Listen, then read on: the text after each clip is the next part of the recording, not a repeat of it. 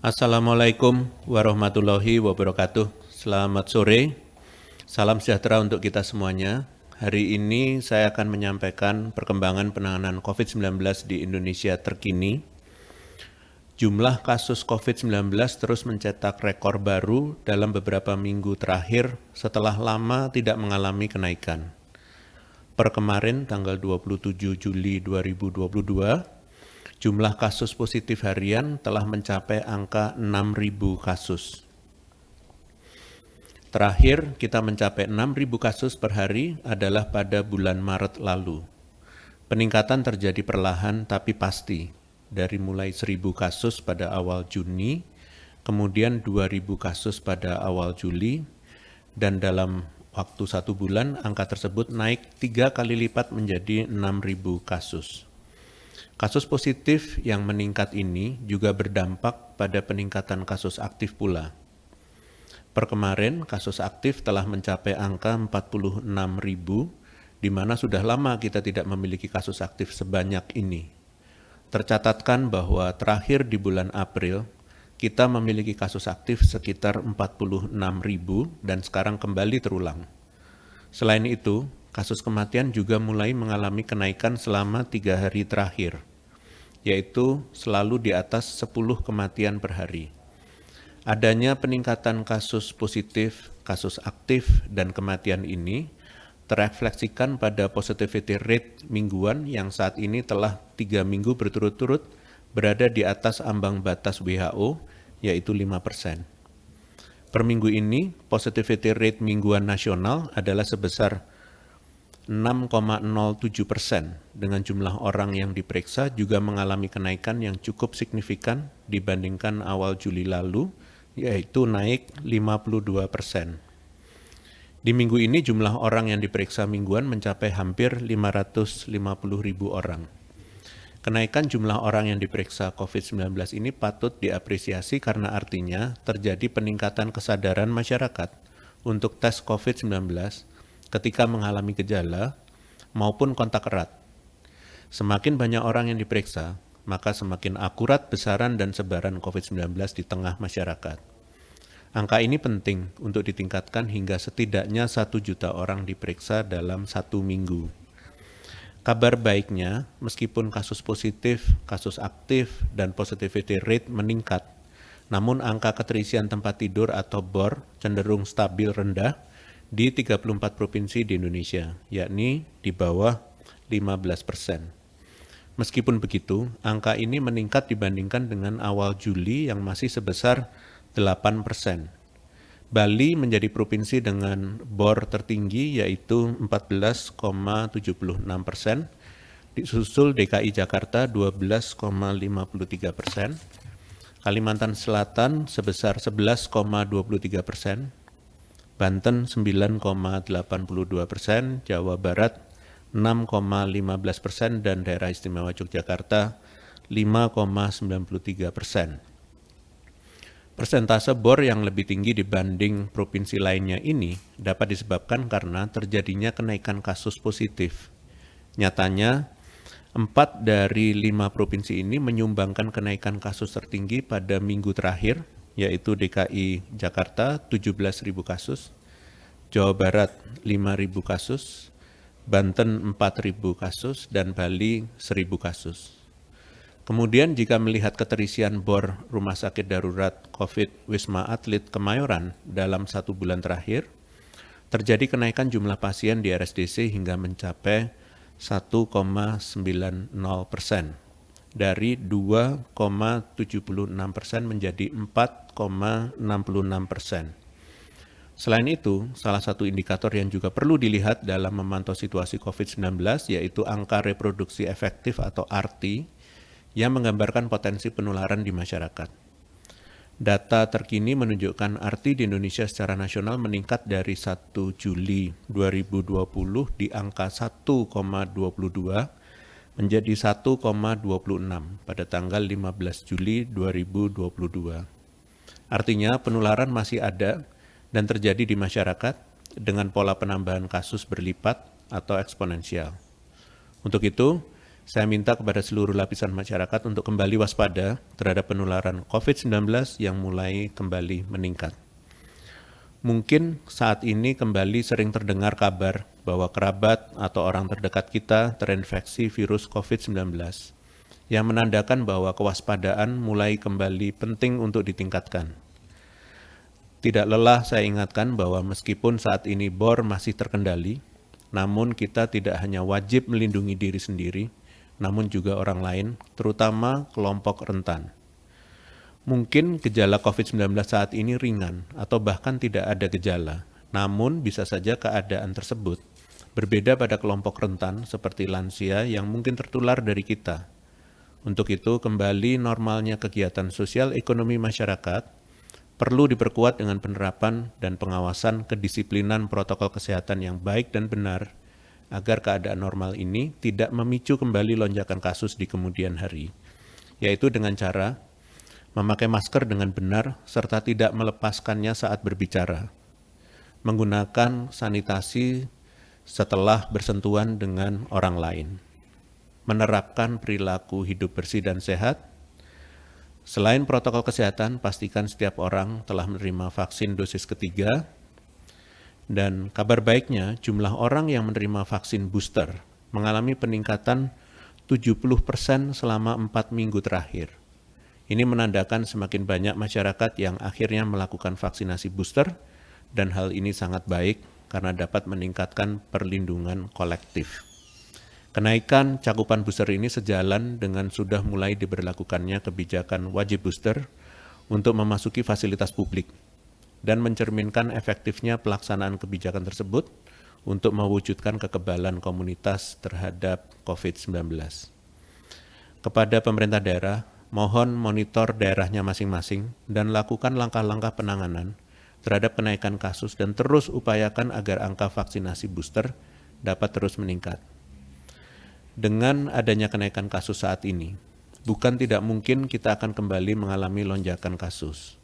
Dengan belajar dari pengalaman di lonjakan sebelumnya, memakai masker dengan benar di setiap kegiatan masyarakat, serta melakukan vaksinasi booster dapat membantu menekan kemungkinan terjadinya lonjakan kasus ke depannya.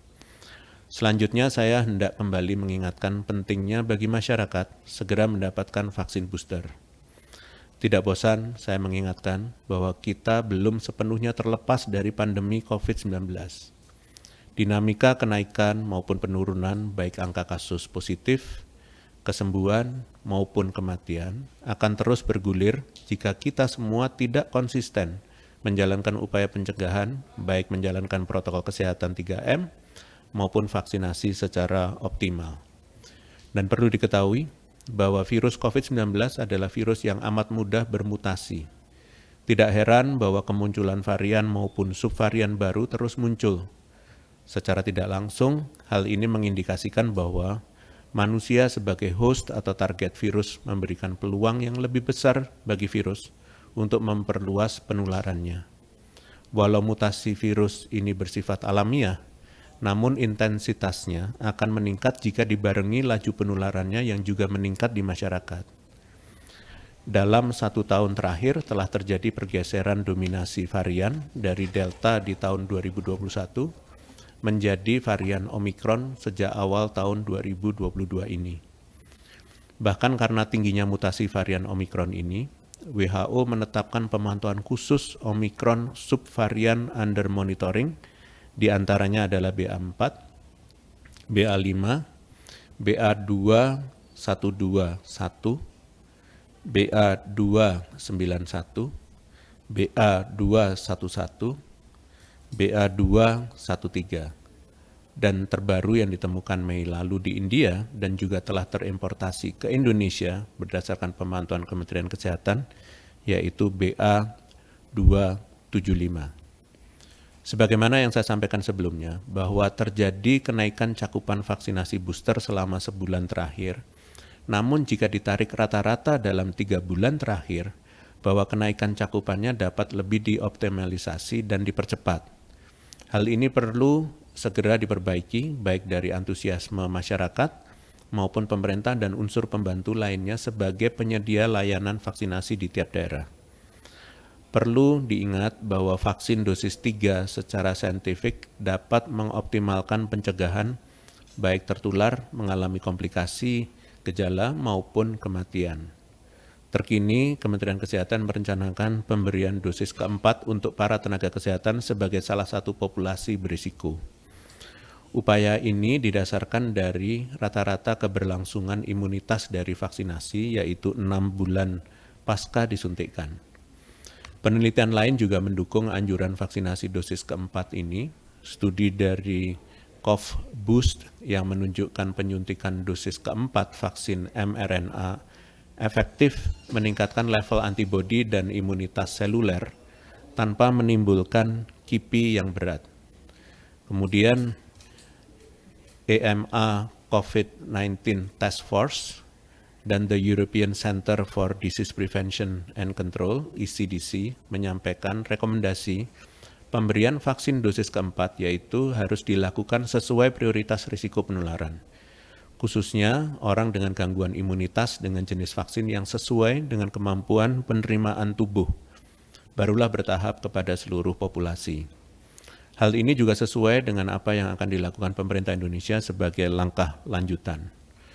Untuk itu, saya memohon agar kita kembali membangun semangat kolaborasi pentahelix antara akademisi, wiraswasta, masyarakat, pemerintah, dan media.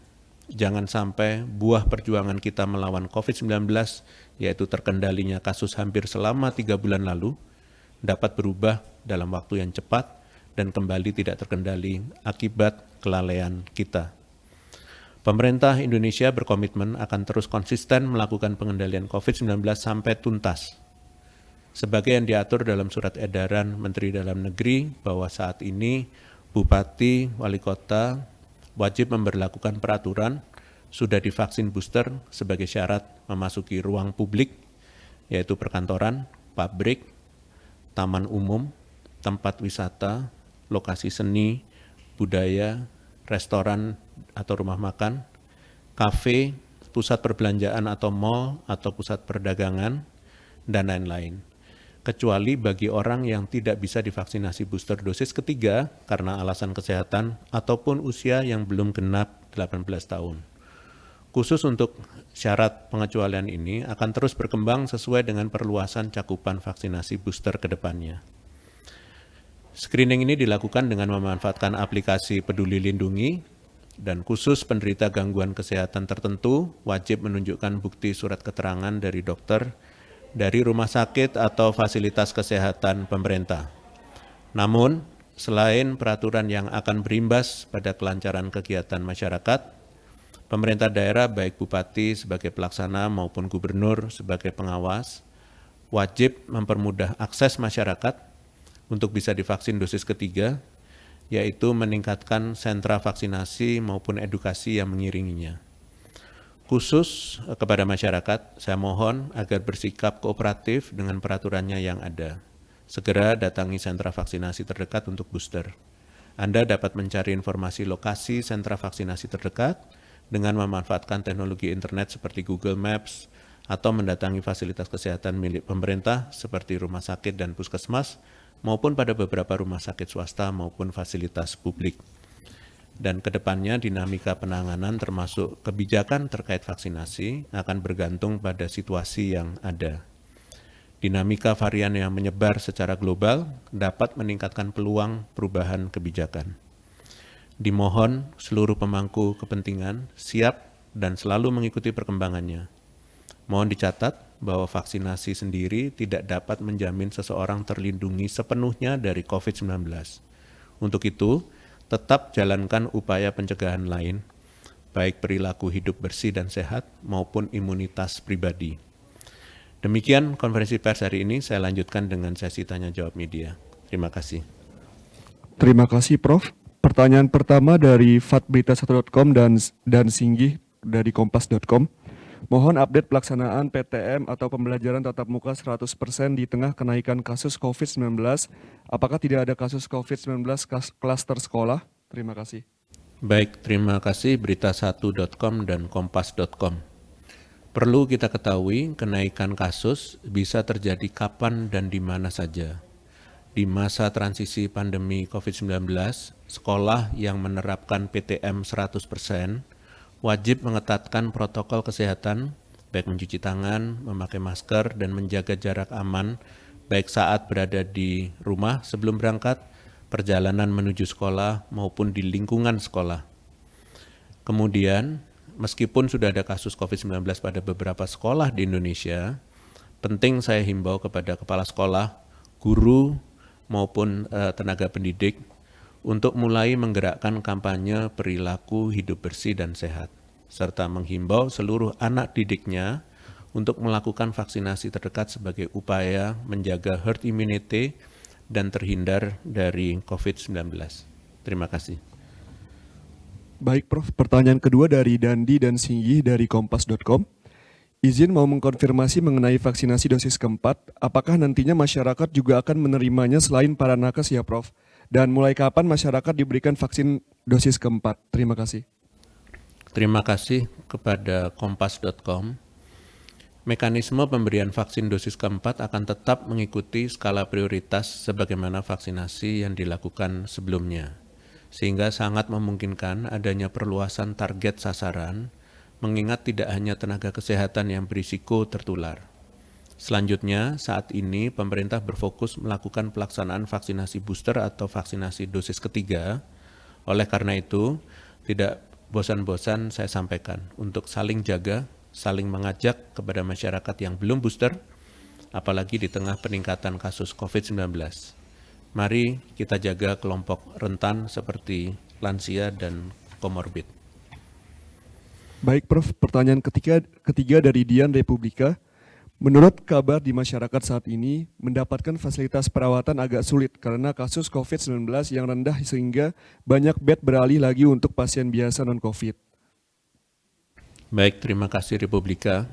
Kementerian Kesehatan telah membuat pedoman konversi bed saat keadaan kasus meningkat maupun landai, dan diharapkan tiap daerah dapat mengawasi fasilitas kesehatan yang ada untuk menjalankan pedoman tersebut dengan baik, agar mencegah kelalaian penanganan pasien. Terima kasih. Baik Prof, pertanyaan terakhir dari Suryo Utomo, CNN TV. Apakah Satgas COVID bisa akan memberikan keterangan pers soal kepulangan jemaah haji yang tanpa tes PCR dan karantina? Bagaimana antisipasi pemerintah terhadap kepulangan jemaah karena varian baru dan potensi peningkatan kasus? Terima kasih.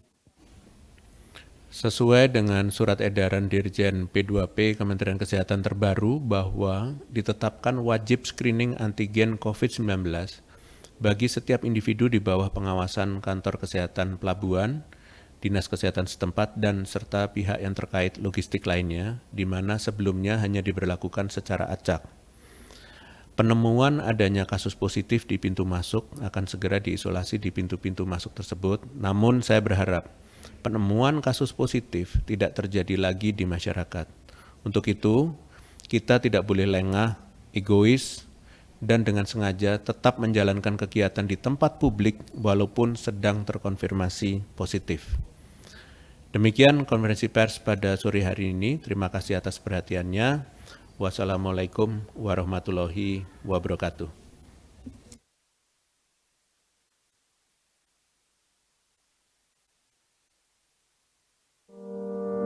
Pandemi hanya akan pergi bila kita saling peduli. Sebab bila tidak, gelombang baru datang dan pergi. Berani mengingatkan orang lain untuk lindungi diri, saling jaga, mau menerima dan rela memberi. Kencangkan lagi maskermu.